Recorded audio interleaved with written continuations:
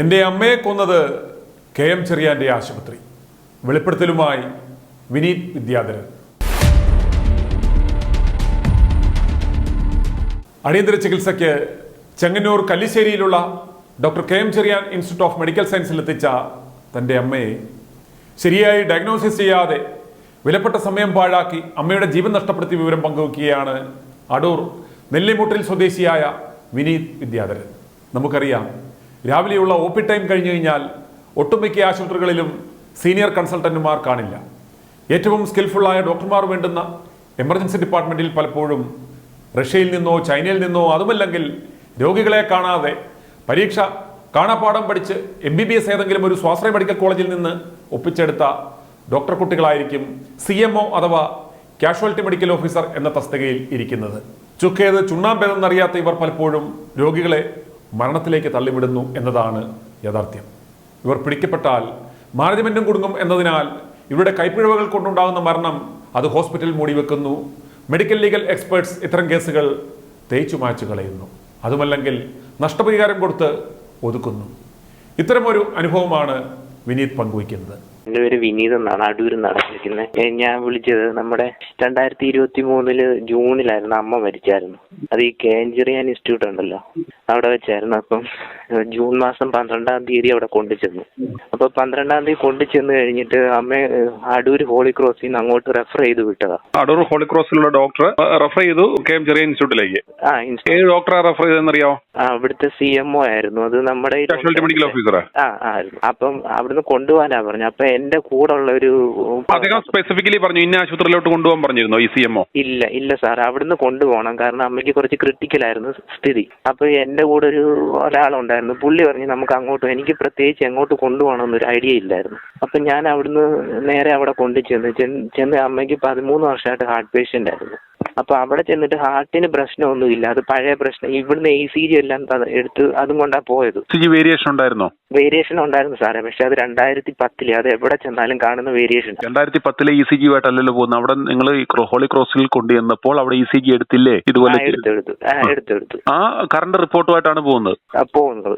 അപ്പം ഈ ECG variation എന്ന് പറയുന്നത് 2010 അമ്മയ്ക്ക് ഒരു മേജർ അറ്റാക്ക് വന്നതിന്റെ വേരിയേഷനാണ്. അതായത് ഒരു സൈഡിൽ മസിൽ മൊത്തം ഡാമേജ് ആയിട്ടാണ് കൊണ്ട് ചെല്ലുന്നത് 2010 അറ്റാക്ക് വന്നപ്പോൾ. അപ്പൊ ഈ വേരിയേഷൻ എപ്പോഴും കാണിക്കും. അപ്പൊ അമ്മയ്ക്ക് യഥാർത്ഥ പ്രശ്നം എന്ന് പറഞ്ഞാൽ തലയ്ക്ക് ഇത് വന്നത് സ്ട്രോക്ക് വന്നിട്ട് അതിന്റെ ലക്ഷണമായിട്ടാണ് കൊണ്ടുവരുന്നത്.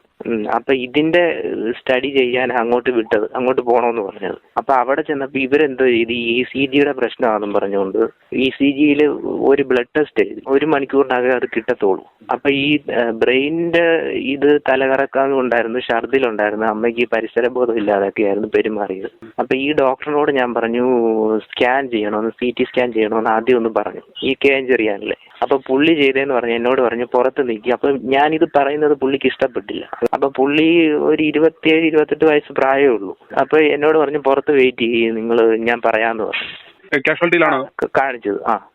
അപ്പൊ ഇത് 1 മണിക്കൂർ കുറെ കഴിഞ്ഞിട്ട് എന്നെ വിളിക്കുന്നില്ല. ഞാൻ അകത്തോട്ട് കയറിയപ്പോഴത്തേക്ക് അമ്മ അകത്തെ ഒരു ബെഡില്, ആദ്യത്തെ ബെഡിലല്ല വേറൊരു ബെഡിൽ ഇങ്ങനെ ഒരു ഇതും ഇല്ലാതെ കിടക്കും, എന്ന് വെച്ചാൽ പ്രതികരണം ഒന്നും ഇല്ലാതെ. അപ്പൊ ഞാൻ ഇങ്ങനെ തട്ടി വിളിക്കുമ്പം അമ്മയ്ക്ക് അമ്മ അറിയുന്നുണ്ട് എന്നെ, പക്ഷെ അമ്മയ്ക്ക് പ്രത്യേകിച്ച് ഒരു റിയാക്ഷൻ ഒന്നും ഇല്ല. അപ്പൊ ഒരു നേഴ്സ് വന്നപ്പോ ഞാൻ ചോദിച്ചു കാര്യം എന്തുവാന്ന് ചോദിച്ചപ്പോ അവര് പറഞ്ഞു അത് ഡോക്ടറിനോട് ചോദിക്കും. ഞാൻ ചോദിച്ചു ബ്ലഡ് ടെസ്റ്റ്, അതിനിടയ്ക്ക് എന്നോട് ബ്ലഡ് ടെസ്റ്റ് ചെയ്യാനുള്ള ഇത് പറഞ്ഞായിരുന്നു ഹാർട്ടിന്റെ.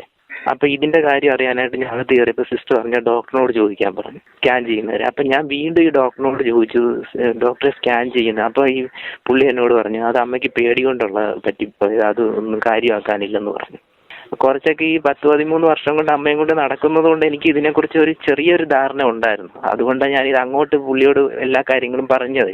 അപ്പൊ അത് കഴിഞ്ഞിട്ട് പേടി കൊണ്ടാന്ന് പറഞ്ഞു. ഞാൻ ശരി ഒരു ഡോക്ടറാണല്ലോ പറയുന്നതെന്നുള്ള രീതിയിൽ ഇറങ്ങി പുറത്ത് വീണ്ടും നിന്നു. ഈ റിസൾട്ട് വെയിറ്റ് ചെയ്ത് ഹാർട്ടിന്റെ. അത് കഴിഞ്ഞിട്ട് 1 മണിക്കൂർ കഴിഞ്ഞിട്ട് എന്നെ വിളിച്ച് നേഴ്സ് വന്ന് അവരുടെ പുറത്തെ ഡോറിന്റെ അടുത്ത് വന്നിന്ന് പറഞ്ഞു കുഴപ്പമൊന്നുമില്ല, പൊക്കോളാം, വീട്ടിൽ പൊക്കോളാം. വീണ്ടും ഞാൻ എന്തോ ഈ ഡോക്ടറിന്റെ അടുത്ത് ചെന്ന് ചോദിച്ചപ്പോൾ ഡോക്ടർ പറഞ്ഞു ഒരു കുഴപ്പമില്ല, പിന്നെ ആണെങ്കിൽ എന്തോ ഇയർ ബാലൻസിന്റെ പ്രശ്നം കൊണ്ട് തലകറക്കവും മറ്റു പ്രശ്നവും. അന്നേരം അമ്മ സ്റ്റേബിൾ ആയിരുന്നു ആ സമയം കൊണ്ട്? സ്റ്റേബിൾ ഇല്ല, പക്ഷെ ഇവര് പറയുന്നത് സ്റ്റേബിൾ ആണ്. കെ.എം. ചെറിയാനിൽ നിന്ന് ആ CMO വേറെ ഏതെങ്കിലും പോലീസ് ഏതെങ്കിലും ഇന്ന ഹോസ്പിറ്റലിലേക്ക് കൊണ്ടുപോകാൻ വല്ല സജസ്റ്റ് ചെയ്തിരുന്നോ? ഒന്നും പറഞ്ഞിട്ടില്ല സാറേ. ഞങ്ങൾ അങ്ങോട്ട് പറഞ്ഞൊന്ന് സ്കാൻ ചെയ്ത് നോക്കെന്ന് പറഞ്ഞിട്ട് പുള്ളി അത് കേട്ടില്ല. എന്നിട്ട് എന്തോ ചെയ്തു, ഈ ഇയർ ബാലൻസിന്റെ പ്രശ്നം 5 ദിവസത്തേക്കുള്ള മെഡിസിൻ എഴുതിയിട്ടുണ്ടായിരുന്നു. ഇത് കഴിഞ്ഞിട്ട് ഒരു കാര്യം ചെയ്യണം, ഇവരുടെ തന്നെ OP കൊണ്ട് കാണിക്കാൻ പറഞ്ഞു. എവിടെ? ENTയുടെ OP. അപ്പൊ ഇതുകൂടെ കേൾക്കുമ്പോൾ നമുക്ക് ഒത്തിരി കൂടെ അങ്ങ് ആശ്വാസമാകും. കാരണം ഇയർ ബാലൻസിന്റെ ആകുമ്പോൾ കുറച്ച് ദിവസം മെഡിസിൻ കഴിച്ചു കഴിയുമ്പോൾ അങ്ങ് ശരിയാവുമല്ലോ എന്നുള്ള ഒരു ധാരണയായി. അമ്മയ്ക്ക് എങ്ങനെ ഇയർ ബാലൻസ് റിലേറ്റഡ് ആയിട്ടുള്ള ENT റിലേറ്റഡ് ഇഷ്യൂസ് വല്ലതും ഉണ്ടായിരുന്നോ? ഒരു പ്രശ്നവും ഇല്ല. ഓക്കെ. പിന്നെ ഇടയ്ക്ക് ഈ തലകറക്കം ഇങ്ങനെ പറയുമായിരുന്നു, അത് ചെന്ന് പ്രഷർ നോക്കുമായിരുന്നു. അന്നേരം എല്ലാവരും അമ്മ വിചാരിച്ചത് ഈ പ്രഷറിന്റെയാന്ന് പറഞ്ഞിരുന്നത്. അപ്പൊ ഞാനും ഇങ്ങനെ തന്നെ അങ്ങ് വിചാരിച്ചു. അപ്പൊ എന്തോ ഇത് അന്ന് അവര് തന്നെ ഒരു വണ്ടി അറേഞ്ച് ചെയ്തു തന്നു. ഞങ്ങൾ ആ വണ്ടിയിൽ അമ്മയെ അവരൊരു ഓട്ടോ അറേഞ്ച് ചെയ്ത് തന്നത്. അപ്പൊ അമ്മ എന്റെ മടിയിൽ കിടന്നിട്ടാ വീട്ടിലോട്ട് വന്നതേ. അപ്പൊ അച്ഛൻ ഇങ്ങനെ വണ്ടിയുടെ സൈഡിൽ ഇരിപ്പുണ്ട്. ഓട്ടോ ഓടിച്ച് ഞങ്ങൾ വീട്ടിൽ വന്നു. അത് കഴിഞ്ഞിട്ട് അന്നേരം മുതൽ ഇരിക്കത്തൊന്നും ഇല്ലായിരുന്നു, ബെഡിൽ കിടക്കുക. അത് പിറ്റേ ദിവസം അത് തന്നെ എഴുന്നേറ്റ് ഇരിക്കത്തൊന്നുമില്ല. അപ്പൊ എന്തോ ചെയ്യുന്ന ലിക്വിഡ് ആയിട്ടുള്ള ഇതാ കൊടുക്കുന്നത്. അമ്മയ്ക്ക് മിക്സിയിൽ ഫുഡ് അരച്ച് അത് തന്നെ കഴിക്കത്തില്ലായിരുന്നു. ആ ഒരു രീതിയിൽ കൊടുത്ത് 13-ാം തീയതിയായി. അപ്പോഴും ഞാൻ വിചാരിക്കുന്നത് എന്തോ ഈ മെഡിസിൻ ഒരു ഡോക്ടറല്ലേ പറഞ്ഞു വിട്ടെ, മെഡിസിൻ കഴിക്കുമ്പോഴത്തേക്ക് കംപ്ലീറ്റ് അസുഖം ശരിയാകുമല്ലോ എന്ന് വിചാരിച്ചു. 14-ാം തീയതി രാവിലെ ആയപ്പോഴത്തേക്ക് അമ്മയ്ക്ക് ഒട്ടും ബോധമില്ലാതെ വന്നു. നിങ്ങൾ ആദ്യമേ ഹോസ്പിറ്റലിൽ പോയ ഡേറ്റ് എന്നായിരുന്നു? 12-ാം തീയതി. 14-ാം തീയതി അമ്മ ഒട്ടും അനങ്ങത്തില്ല. ഞാൻ ചെന്ന് വിളിക്കുമ്പോൾ അമ്മ അനങ്ങുന്നില്ല.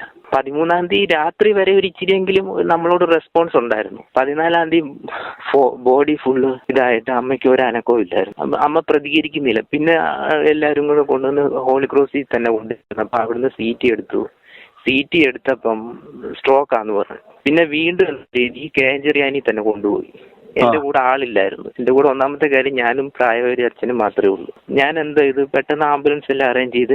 അപ്പൊ എന്റെ വിചാരം ഒക്കെ സംഭവിച്ചു കഴിഞ്ഞാൽ എത്രയും പെട്ടെന്ന് ഹോസ്പിറ്റലിൽ കൊണ്ട് ചെല്ലണമെന്ന് എന്തൊക്കെ എന്റെ അറിവിലുണ്ട്.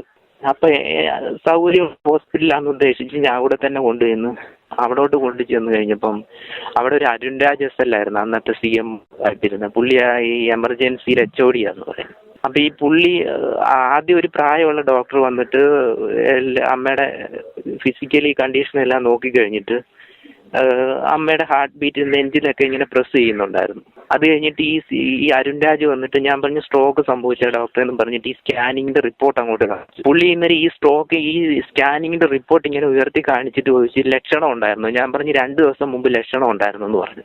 അപ്പൊ പുള്ളി എന്നോട് പറഞ്ഞു ഇത് 2 ദിവസം മുന്നേ സംഭവിച്ചതാണല്ലോ, അതുകൊണ്ടാണ് ഈ സീറ്റിക്കകത്ത് ഇത്ര വലിപ്പത്തിൽ കാണിക്കുന്നതെന്ന് പറഞ്ഞു. അപ്പൊ ഞാൻ പറഞ്ഞു ഞാൻ ഇവിടെ 2 ദിവസം മുമ്പേ കൊണ്ടുവന്നതാന്ന് പറഞ്ഞു. അപ്പൊ അത് കഴിഞ്ഞപ്പോ പുള്ളി ഒരു പ്രതികരണം ഇങ്ങോട്ട് പ്രതികരിച്ചില്ല. അത് കഴിഞ്ഞ് എന്തോ ഇതെന്ന് പറയട്ടെ, ഈ അമ്മ കിടക്കുന്ന ബെഡിന് ചുറ്റും ഇവർ കർട്ടൻ ഇട്ടിട്ട് കുറെ ഡോക്ടേഴ്സും പിന്നെ നേഴ്സുമാരും എല്ലാം കൂടെ ചുറ്റും കൂടി നിൽക്കുക. ഞാൻ അകത്ത് എന്തോ നടക്കുന്നത് ഞാൻ കാണുന്നില്ല.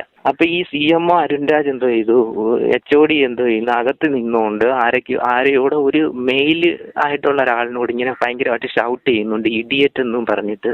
അത് മെഡിക്കൽ കോഡ് സംസാരിച്ചുകൊണ്ടാ പുള്ളി സംസാരിക്കുന്നത്. അന്ന് നിങ്ങൾ ഫസ്റ്റ് കണ്ട CMOയുടെ പേരെന്തായിരുന്നു? കാഷ്വാലിറ്റി നിങ്ങളെ പറഞ്ഞു വിട്ട് അത് പിന്നെ അന്വേഷണത്തിൽ വന്നേക്കുന്ന ജോയൽ എന്ന് പറഞ്ഞവനാണ് ഈ പറഞ്ഞ പേഷ്യന്റിനെ നോക്കിയിട്ട് കുഴപ്പമില്ല പറഞ്ഞു വിട്ടത്.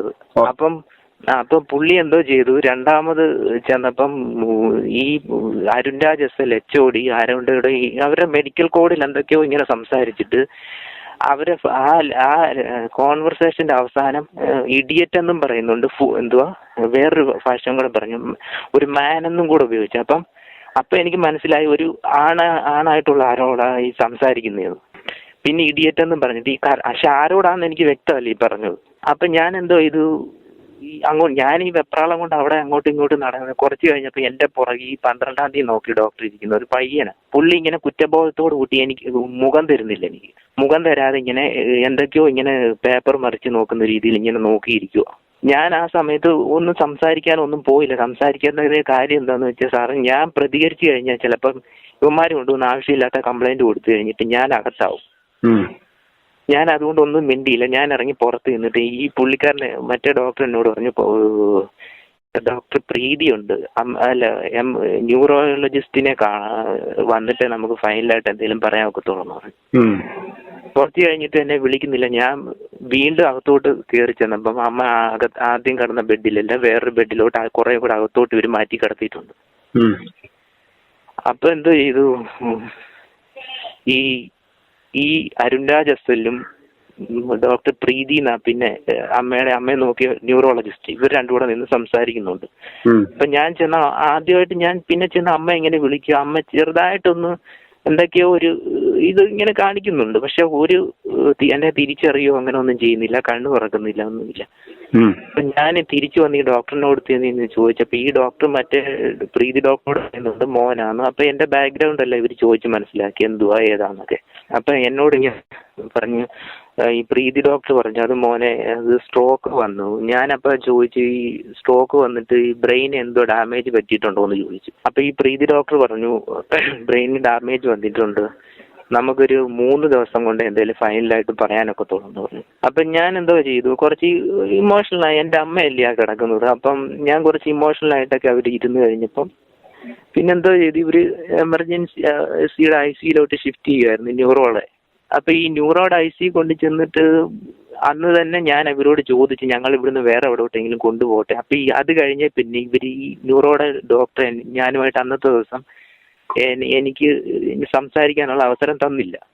അന്ന് കൊണ്ടുപോട്ടെ എന്നൊക്കെ ഞാൻ ചോദിച്ചു. പക്ഷെ അന്നേരം ഈ നേഴ്സ് പറഞ്ഞ് ഡോക്ടറിനോട് ചോദിച്ചിട്ട് പറയാം, ഡോക്ടർ OP-യില അങ്ങനെ എങ്ങനെയാന്നൊക്കെ പറഞ്ഞിട്ട് ഇവര് അന്നത്തെ ദിവസം പറഞ്ഞില്ല. അപ്പൊ ഞാൻ ചോദിച്ചു സർജറി ചെയ്യുന്ന കാര്യമൊക്കെ ഈ ഡോക്ടറിനോട് അങ്ങോട്ട് ചോദിച്ചായിരുന്നു, എന്തെങ്കിലും സർജറി എന്തെങ്കിലും ചെയ്താൽ രക്ഷപ്പെടുവോ, എന്തുവാ അതിന്റെ അവസ്ഥ എന്നൊന്നും ചോദിച്ചിട്ട് പുള്ളിക്കാരി അതൊക്കെ പറയാന്ന് പറഞ്ഞിട്ട് പുള്ളിക്കാരി അങ്ങ് OP-യിലോട്ട് അങ്ങ് പോയത്. പിന്നെ അമ്മ ഈ ന്യൂറോയുടെ ICUലാണ് കിടക്കുന്നത്. 15-ാം തീയതി ആയപ്പോഴത്തേക്ക് രാവിലെ വന്നിട്ട് ഈ ഡോക്ടർ എന്നോട് വന്ന് പറയൂ, മോനെ ഇവിടുന്ന് കൊണ്ടുപോകാൻ എന്തുവാ, ഞാൻ 15 വർഷം എക്സ്പീരിയൻസ് ഉള്ളതാ ഈ ഡോക്ടർ ഫീൽഡിലൊന്ന്, ഈ ന്യൂറോളജിസ്റ്റ് എന്ന നിലയിൽ. ഡോക്ടർ പ്രീതി പറയാം അത് ഞാൻ അന്നേരം പറഞ്ഞില്ലേ 2-3 ദിവസം എടുക്കും ഇതിന് ഫൈനലായിട്ട് എന്തെങ്കിലും ഡിസിഷൻ പറയാനെ കൊണ്ടുവന്നൊക്കെ എന്നോട് പറഞ്ഞു. അപ്പം 16-ാം തീയതി എന്തോ ചെയ്തു. ആ 15-ാം തീയതി ഒരു 10-11 മണിയായപ്പോഴത്തേക്ക് അമ്മയെ വെന്റിലേറ്ററിലാക്കി. അമ്മയുടെ അവസ്ഥ കൂടുതൽ ക്രിട്ടിക്കലായിട്ട് അമ്മയെ വെന്റിലേറ്ററിലാക്കി കഴിഞ്ഞപ്പോഴത്തേക്ക് ഞാൻ അടുത്ത് ചെന്നീന്നൊക്കെ ഇങ്ങനെ ഭയങ്കരമായിട്ട് ഇങ്ങനെ കരയുമ്പോ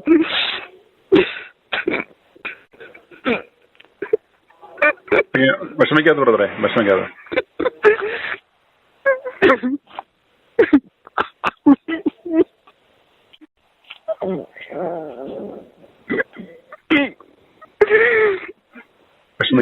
അമ്മയുടെ കണ്ടു തിരിച്ചിട്ട് ഒഴുകുന്നുണ്ടായിരുന്നു, പക്ഷെ ബോധമില്ല.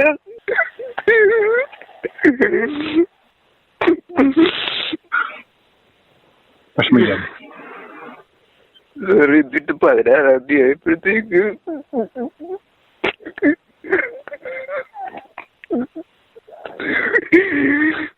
വെന്റിലേറ്റർ റിമൂവ് ചെയ്യുമായിരുന്നു. കാരണം ബ്രെയിൻ ഫുള്ള് പോയി. എനിക്കത് ഞാൻ എന്നിട്ട് ഈ ഡോക്ടറോട് പ്രീതി ഡോക്ടറോട് ഞാൻ അങ്ങോട്ട് പറഞ്ഞു എനിക്കിങ്ങനെ 12-ാം തീയതി ഞാൻ സ്കാൻ ചെയ്തില്ല എന്ന് പറഞ്ഞപ്പോ ഇവരെന്നോട് പറഞ്ഞിരുന്നു അത് അന്ന് ഇരുന്നവർക്ക് ബുദ്ധി യുക്തി ഇല്ലാത്തോണ്ട് പറ്റിപ്പോയതാ മോനെ. അവന്റെ പേരെന്തായിരുന്നു? അയാളുടെ പേര് CMO ജോയല്. ബുദ്ധി യുക്തി ഇല്ലാത്തതുകൊണ്ട് പറ്റിപ്പോയതാണ്. ഞാൻ ഇത് കംപ്ലൈന്റ് ആയിട്ടല്ല റെഫർ ഇതെല്ലാം ചെയ്ത് കഴിഞ്ഞിട്ട് ഇവര് ഇപ്പം പറയുന്നത് ഇവരങ്ങനെ പറഞ്ഞിട്ടില്ല സാർ. അതിനകത്ത് പറ്റിയൊരു കാര്യം എന്ന് പറഞ്ഞാൽ ഇവര് എന്നെ വഞ്ചിച്ച് ഈ പ്രീതി ഡോക്ടർ വേറൊന്നുമല്ല, എനിക്ക് സംസ്കാരത്തിന്റെ കാര്യങ്ങളെല്ലാം ചോദിച്ചറിഞ്ഞിട്ട് ഇവരെന്താ പറഞ്ഞു അത് കഴിഞ്ഞിട്ട് കൊണ്ടുവന്ന് കംപ്ലൈന്റ് കൊടുത്താൽ മതി എന്ന്. ഞാൻ കംപ്ലൈന്റ് ഉണ്ടെന്ന് ഇവരോട് പറഞ്ഞായിരുന്നു. അങ്ങനെ അമ്മ എന്നാ മരിക്കുന്നത്? അമ്മ ജൂൺ 17-ാം തീയതി 1 മണിക്ക് രാത്രി 1 മണിക്ക് ഇവര് വെന്റിലേറ്ററിലാക്കിയിരുന്നോ? വെന്റിലേറ്ററിലാക്കിയായിരുന്നു. 15-ാം തീയതി വെന്റിലേറ്ററിലാക്കി. 16-ാം തീയതി രാത്രി 12 മണി ആയപ്പോഴത്തേക്ക് പറഞ്ഞു വീണ്ടും സ്ഥിതി കൂടുതൽ മോശമായിട്ടുണ്ട്, വെന്റിലേറ്റർ തുടരണോന്ന് ചോദിച്ചു. കാരണം അമ്മയെ ഒരു ബോധമില്ലാത്ത അമ്മയെ ഞാൻ വീട്ടിൽ കൊണ്ടുവന്ന് എന്തോ ചെയ്യാൻ, എനിക്ക് അങ്ങനെയുള്ള ഒരു സാമ്പത്തികമോ ഒന്നുമില്ല. അങ്ങനെ ഒരു സാഹചര്യം ഉണ്ടായിരുന്നെങ്കിൽ ഞാൻ വീട്ടിൽ കൊണ്ടുവന്ന് വെന്റിലേറ്ററിൽ ഇട്ടാൻ. എനിക്കിപ്പോഴും കണ്ടുകൊണ്ടിരിക്കായിരുന്നു. അവൻ എൻ്റെ ജീവിതം ഇല്ലാതാക്കി. പ്രായമായ ഒരു അച്ഛനും ഞാനുമാണ്. എൻ്റെ കുടുംബം ഇല്ലാതാക്കി. പോലീസ് സ്റ്റേഷനിൽ നിങ്ങൾ കംപ്ലൈന്റ് കൊടുത്തിരുന്നോ ഇത്? ആ സാറേ കൊടുത്തു. പക്ഷെ അതിനകത്ത് അവര് പറയാം പോസ്റ്റ്മോർട്ടം ചെയ്തില്ല. പക്ഷെ അത് അന്നേരം എപ്പോഴും മനസ്സിലാക്കേണ്ട കാര്യം, നമ്മൾ ഇതുപോലെ വിഷമത്തിലും മാനസിക ബുദ്ധിമുട്ടിലും ആയിരിക്കുന്ന സമയത്ത് ഇവര് നമ്മളെ ചൂഷണം ചെയ്യും. ഈ ഡോക്ടർ കൂടെയുള്ള അവരുടെ സഹപ്രവർത്തകന് അവരാരായിക്കോട്ടെ, അവരുടെ കയ്യിൽ നിന്ന് ഒരു മെഡിക്കൽ നെഗ്ലിജൻസ് ഉണ്ടായി കഴിഞ്ഞാൽ അവരവരുടെ കൂടെ നിന്നേ പറ്റത്തുള്ളൂ. ഇപ്പൊ അവർക്ക് നിങ്ങളെ സഹായിക്കണമെന്നുണ്ടെങ്കിൽ പോലും അവർക്ക് സഹായിച്ചു കഴിഞ്ഞാൽ അവിടെ നിൽക്കാൻ പറ്റത്തില്ല. അതുകൊണ്ട് അവർ എപ്പോഴും ആ നെഗ്ലിജൻസ് ആരുടെ ഭാഗത്താണോ പറ്റിയ, ആരുടെ ഭാഗത്താണോ മിസ്റ്റേക്ക് ഉണ്ടായ, ഇത്തരത്തിലുള്ള മെഡിക്കൽ ആക്സിഡൻസ്, ഇഷ്യൂസ് ആർക്കും എപ്പോ വേണേലും ഉണ്ടാവാം. അന്നേരം അതുകൊണ്ട് ഇവർ അങ്ങോട്ടും ഇങ്ങോട്ടും സഹകരിച്ചേ നിൽക്കത്തുള്ളൂ. ഇത്തരം ഇഷ്യൂസ് ഉണ്ടാകുമ്പോൾ നമ്മൾ മനസ്സിലാക്കേണ്ട കാര്യം എന്ന് പറഞ്ഞാൽ അറ്റ് എനി കോസ്റ്റ് മരണം സംഭവിച്ചു കഴിഞ്ഞാൽ, ഒരു മെഡിക്കൽ നെഗ്ലിജൻസ് സംഭവിച്ചു എന്ന് കഴിഞ്ഞാൽ പോസ്റ്റ്മോർട്ടം ചെയ്തേ ബോഡി കൊണ്ടുപോകാവൂ വീട്ടിലേക്ക്. അത് വലിയൊരു കാര്യമല്ല. ഇപ്പോൾ ഈവനിങ്ങിലും ഒക്കെ പോസ്റ്റ്മോർട്ടം ചെയ്ത് കിട്ടും. ഇത് പറഞ്ഞാൽ അന്നേരം പോലീസ് സ്റ്റേഷനിൽ ഇൻഫോം ചെയ്യുക, ഇത്തരത്തിൽ മെഡിക്കൽ നെഗ്ലിജൻസ് ആണെന്ന് പറഞ്ഞ് കേസ് നിങ്ങൾ ഫയൽ ചെയ്യുക, പോസ്റ്റ്മോർട്ടം ബോഡി ചെയ്യുക. പോസ്റ്റ്മോർട്ടം ചെയ്ത ശേഷം മാത്രമേ ബോഡി ക്രെമേറ്റ് ചെയ്യാവൂ. ബോഡി അടക്കം ചെയ്ത് കഴിഞ്ഞാൽ, അല്ലെങ്കിൽ നമ്മൾ ബോഡി ക്രെമേറ്റ് ചെയ്ത് കഴിഞ്ഞാൽ പിന്നെ ഇന്ന് തെളിവില്ല. വെറുതെ നമ്മൾ കേസ് കൊടുത്തതിന്റെ പുറകെ നടക്കാന്നുള്ളതല്ല. അത് മെഡിക്കൽ ബോർഡൊക്കെ വെച്ച് കഴിഞ്ഞാൽ ഇവരുടെ മെഡിക്കൽ ബോർഡ് ഇവർ ആ കേസ് ഷീറ്റും ആ റെക്കോർഡ്സ് എല്ലാം അവർ മാറ്റിക്കളയും. ഇവര് ആ സിംറ്റം യാതൊരു തരത്തിലുള്ള ഈ പറഞ്ഞ ഒരു ബ്രെയിൻ അറ്റാക്കിന്റെ സിംറ്റംസ് ഉള്ളതായിട്ടതോ അതിന്റെ ഒരു ലക്ഷണങ്ങൾ പോലും അവർ ഉള്ളതായിട്ട് അവർ റിപ്പോർട്ട് വെക്കത്തില്ല. എല്ലാം അത് റീപ്ലേസ് ചെയ്യും. മെഡിക്കൽ ലീഗോ ടീം ചെയ്യുന്ന എക്സ്പേർട്ട് ഇവരുടെ കൺസൾട്ടൻസ് ഉണ്ട്. അവർ വന്ന് പെട്ടെന്ന് ഈ റെക്കോർഡ്സ് എല്ലാം മാറ്റിക്കളയും.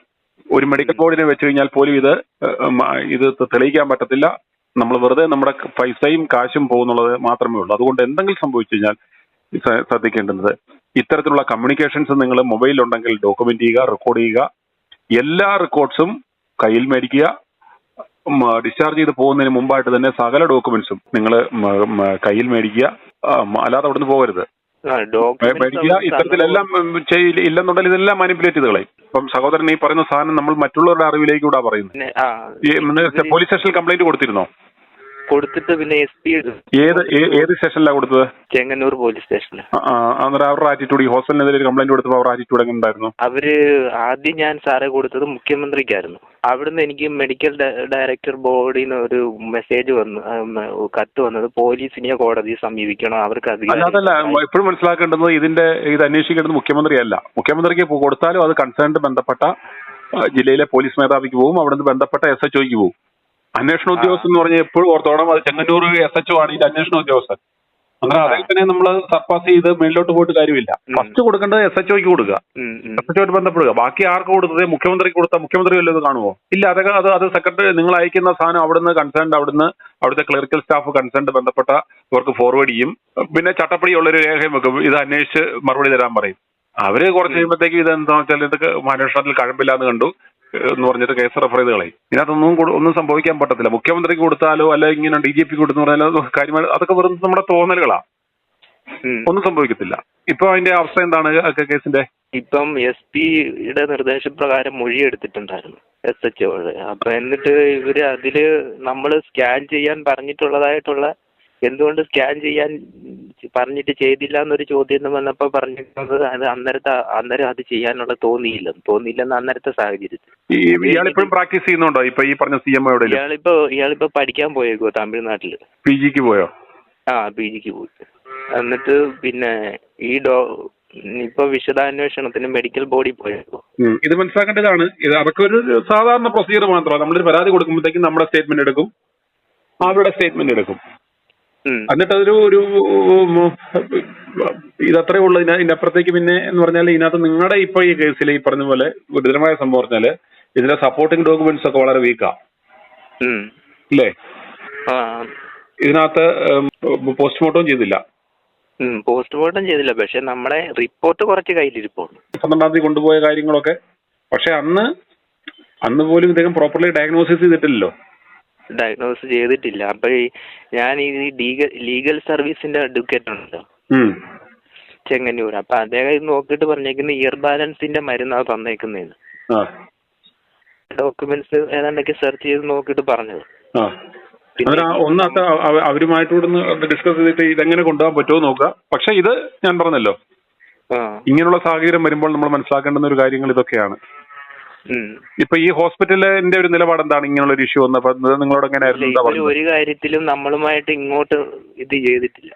ഇതാരായിരുന്നു ഈ കേസുമായിട്ട് ബന്ധപ്പെട്ട കാര്യത്തിൽ നിങ്ങൾ ഇടപെടുന്ന അവിടെ? ഞാൻ ലീഗൽ സർവീസുമായിട്ടാണ് ബന്ധപ്പെട്ടത്, ചെങ്ങന്നൂർ കോടതിയില്. അപ്പൊ എനിക്ക് വക്കീലിനെ വെച്ച് തരണമെന്നുള്ള ഒരു അപേക്ഷ ഞാൻ വെച്ചിട്ടുണ്ടായിരുന്നു. അപ്പൊ അവിടുന്ന് എനിക്ക് വക്കീൽ എന്നെ കണ്ടിട്ട് എന്നോട് പറഞ്ഞത്, നമുക്കിപ്പോ ഡോക്ടറെ ശിക്ഷിക്കണം എന്നുള്ള ഒരു രീതിയിൽ ഇത്, പിന്നെ ഒരു കാര്യം എന്ന് പറഞ്ഞാൽ നമുക്ക് ക്ലെയിമിന് വേണ്ടിയിട്ട് കൊടുക്കാമെന്നുള്ള രീതിയിലാണ് വക്കീൽ പറഞ്ഞത്. പക്ഷെ നമ്മുടെ പിന്നെ അതല്ലെങ്കിൽ പിന്നെ കോടതിയിൽ പോയി കഴിഞ്ഞിട്ട് കോടതി പറയുന്നത് നോക്കിയിട്ട് ഹൈക്കോടതിയിൽ പോയിട്ട് അമ്മയ്ക്ക് ക്യൂറി വെക്കേണ്ട സാഹചര്യം വരുമെന്ന് അങ്ങനെ അഡ്വക്കേറ്റ് പറഞ്ഞിരിക്കുന്നു. പക്ഷെ അവര് നല്ലൊരു പിന്തുണ പറഞ്ഞേക്കുന്നേ. ഹോസ്പിറ്റലുമായിട്ട് ആരുമായിട്ടായാലും ബന്ധപ്പെട്ടിരുന്നോ? ഇല്ല, ആരും ബന്ധപ്പെട്ടിട്ടില്ല. സ്റ്റേഷനിൽ നിന്ന് ആരും തിരിച്ച് ഇതുവരെ ബന്ധപ്പെട്ടിട്ടില്ല. അപ്പൊ ഈ അന്വേഷണം മെഡിക്കൽ ബോർഡിന് പോയിട്ട് ഏകദേശം 3 മാസത്തോളം കഴിഞ്ഞു. അപ്പൊ ഇതുവരെ അതിന്റെ റിപ്പോർട്ട് വന്നിട്ടില്ല. അതിന്റെ റിപ്പോർട്ട് വന്നാലേ നമുക്ക് ഇനിയിപ്പോ കോടതിയിൽ പോയാലോ അല്ലെങ്കിൽ എന്തോന്ന് വെച്ച് ചെയ്യാനൊക്കത്തുള്ളൂ. നിങ്ങളുടെ ഒരു വിശ്വാസം എന്താണ്? നിങ്ങൾക്ക് ഈ ഹോസ്പിറ്റലിനെ കുറിച്ച് പറയാനുള്ളത് എന്താ? എനിക്ക് ഈ ഹോസ്പിറ്റൽ എന്ന് പറഞ്ഞത് നമ്മളെ ചതിക്കുന്ന ഹോസ്പിറ്റലാ. നമ്മുടെ ജീവൻ വെച്ച് അവർ കളിക്കുക സാറേ. ഞാനിപ്പോ എന്റെ അനുഭവം വെച്ച് പറയുകയാണെങ്കിൽ ഞാൻ അങ്ങോട്ട് പറഞ്ഞു നിങ്ങൾ സ്കാൻ ചെയ്യണം എന്നത്. അപ്പൊ നീ ആരാ എന്നുള്ളൊരു രീതിയിൽ തന്നെ ആ പുള്ളി എന്നെ ആദ്യം ഒന്ന് വാച്ച് ചെയ്തിട്ട് അയാളെക്കാട്ടി ഞാൻ ക്യാമനാണോ എന്നുള്ളൊരു രൂപത്തിലായിരിക്കും പുള്ളി അന്നേരം എന്നെ ഇത് ചെയ്തത്. അത് കഴിഞ്ഞിട്ട് പുള്ളി ചെയ്തതെന്ന് പറഞ്ഞാൽ പുറത്ത് നിൽക്കുന്നത് ഞാൻ അങ്ങോട്ട് പറഞ്ഞിട്ടും പുള്ളി അത് ചെയ്യാത്തതെന്ന് പറഞ്ഞാൽ പുള്ളിയുടെ ഒരു ഈഗോയാണ് അതിനകത്ത് ഞാൻ കണ്ടത്. പിന്നെ ഈ ഹോസ്പിറ്റലിനെ കുറിച്ച് ഇവര് റിപ്പോർട്ടുകളൊന്നും നമുക്ക് തരത്തില്ല. ഇവര് റിപ്പോർട്ട് നമ്മുടെ അമ്മയുടെ തന്നെ റിപ്പോർട്ടുകളാണെങ്കിൽ പലതും എനിക്ക് അവര് MRI എടുക്കണമെന്നും പറഞ്ഞ് ഒക്കെ സൈൻ ചെയ്ത് വാങ്ങിച്ചായിരുന്നു. അതിന്റെ റിപ്പോർട്ട് എനിക്ക് തന്നിട്ടില്ല. അമ്മയ്ക്ക് ഹാർട്ടിന് എക്കോ എടുക്കണമെന്ന് പറഞ്ഞിട്ട് ആ റിപ്പോർട്ട് എനിക്ക് തന്നിട്ടില്ല. ഇവിടുത്തെ അവരെല്ലാം അങ്ങനെയാ. അവിടെ ഒരു ഫാദറുണ്ട്. ഫാദറൊക്കെ ആണെങ്കിൽ ഒരു തരത്തിലും മനുഷ്യത്വപരമായിട്ടൊന്നും ഇടപെടുന്നവരോ അല്ലെങ്കിൽ അങ്ങനൊന്നും ഉള്ളവരോ. പിന്നെ ആ ഹോസ്പിറ്റലിലെ ഒരു PROയോട് ഞാൻ ചെന്ന് സംസാരിച്ചായിരുന്നു. അപ്പൊ PRO എന്നോട് പറഞ്ഞു, പിന്നെ ഞങ്ങളുടെ ഡോക്ടർ നല്ല എക്സ്പീരിയൻസ് ഉള്ളതാ അങ്ങനെ ഇങ്ങനെ. ഞാൻ ചോദിച്ചു പിന്നെ എന്തുകൊണ്ട് സ്കാൻ ചെയ്തില്ല എന്ന് ചോദിച്ചപ്പോൾ PROയ്ക്ക് പിന്നെ ഉത്തരവില്ലായിരുന്നു അതിനകത്ത്. നിങ്ങൾ പിന്നെ എന്തുകൊണ്ട് സ്കാൻ ചെയ്തില്ല എന്ന് ചോദിച്ചപ്പോൾ പുള്ളിക്ക് ഉത്തരവില്ലായിരുന്നു. അവർ ചെയ്യുന്നതെന്ന് വെച്ച് കഴിഞ്ഞാൽ അവർ ഒട്ടും എക്സ്പീരിയൻസ് അല്ലാത്ത കുറെ ഡോക്ടർമാരെ അവിടെ പിടിച്ചിരുത്തിയിട്ടുണ്ട്. എന്നിട്ട് ജനങ്ങളുടെ ജീവൻ വെച്ച് കളിക്കുക. എന്റെ അനുഭവം അതാണ് ഞാൻ പറഞ്ഞത്. ഇതുപോലെ ദുരനുഭവങ്ങൾ ഉണ്ടായ പലരും നമ്മുടെ ഇടയിൽ ഉണ്ടാവും. പലർക്കും പ്രതിസന്ധി ഘട്ടങ്ങളിൽ നിൽക്കുമ്പോൾ ഇതൊരു മെഡിക്കൽ നെഗ്ലിജൻസ് ആണെന്ന് തിരിച്ചറിയുവാൻ പോലും പറ്റിയെന്ന് വരില്ല. അത്തരമൊരവസ്ഥ ആരുടെ ജീവിതത്തിലും കടന്നു വരാം. അതുകൊണ്ട് ആശുപത്രിയിൽ എത്തിച്ചാൽ നമ്മുടെ ചുമതല കഴിഞ്ഞു എന്നോർത്ത് കയ്യും കെട്ടി നിൽക്കരുത്. കാര്യങ്ങൾ സൂക്ഷ്മമായി നിരീക്ഷിക്കുക. ഡയഗ്നോസിസ് ചെയ്യുന്നതിൻ്റെയും ട്രീറ്റ്മെൻറ്റ് എടുക്കുന്നതിൻ്റെയും എല്ലാ വിവരങ്ങളും ലാബ് സ്കാൻ റിപ്പോർട്ടുകളും നിങ്ങൾ ചോദിച്ചു വാങ്ങണം. ഏതെങ്കിലും ഒരു വിഷയം വന്നാൽ ഈ മെഡിക്കൽ റെക്കോർഡുകൾ തിരുത്തപ്പെടാം, നശിപ്പിക്കപ്പെടാം. എല്ലാത്തിൻ്റെയും തെളിവുകൾ നിങ്ങളുടെ കയ്യിൽ ഉണ്ടായിരിക്കണം. പറ്റുമെങ്കിൽ സംസാരം പോലും റെക്കോർഡ് ചെയ്യണം. ഇന്നിത് വലിയ കാര്യമൊന്നുമല്ല. അതുപോലെ ചികിത്സാ പിഴവുണ്ടായാണ് മരണമുണ്ടായത് എന്ന് നിങ്ങൾക്ക് തോന്നിക്കഴിഞ്ഞാൽ ഉടൻ തന്നെ പോലീസിൽ പരാതി നൽകണം, പോസ്റ്റ്മോർട്ടം ചെയ്യണമെന്നും ആവശ്യപ്പെടണം. അല്ലാതെ ബോഡി യാതൊരു കാരണവശാലും സ്വീകരിക്കരുത്. അല്ലാത്ത പക്ഷം നിങ്ങൾ പിന്നീട് എന്ത് കേസിന് പോയിട്ടും കാര്യമില്ല എന്ന് മനസ്സിലാക്കുക. കുറ്റവാളി മരിച്ചു കിടക്കുമ്പോൾ ഒരുപക്ഷെ നിങ്ങൾ ആ മാനസികാവസ്ഥയിൽ ആയിരിക്കില്ല. പക്ഷേ അത് ചെയ്തേ പറ്റൂ. ഇതിന് വലിയ പണച്ചിലവുള്ള കാര്യമൊന്നുമല്ല. ആശുപത്രികളെ സഹായിക്കുവാൻ പോലീസും ഒരുപക്ഷെ നിങ്ങളെ നിരുത്സാഹപ്പെടുത്തിയേക്കാം. കേസിന്റെ പുറകെ കയറിയിറങ്ങി നടന്ന് നിങ്ങൾ വശം കെടുമെന്നൊക്കെ ഇവർ പറഞ്ഞേക്കാം. ഓർക്കുക, അത് നിങ്ങളെ സഹായിക്കുവാനല്ല, ചതിക്കുവാനാണെന്ന് മനസ്സിലാക്കുക. i2i News, an eye for truth. i2i News subscribe ചെയ്തിട്ടില്ലാത്തവർ ഇപ്പോൾ തന്നെ സബ്സ്ക്രൈബ് ചെയ്യുക. നോട്ടിഫിക്കേഷൻ ലഭിക്കുവാൻ ബെൽ ബട്ടണും അമർത്തുക.